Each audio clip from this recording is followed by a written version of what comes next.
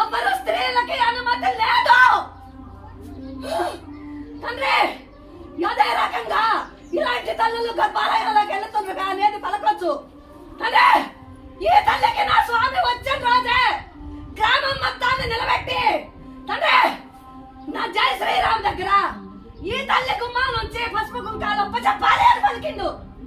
అందుకే ఈ తల్లి ఈ లోపల పడుతుంది తప్ప ఈ తల్లికి అవసరం లేదు. స్వామి కోరుకుంటూ శంకుస్థాపన కాక తనకే కోరుకుంటూ స్వామి పసుపు కుంకాలు నాకు ఈ తల్లి గుమ్మా నుంచి కావాలి అని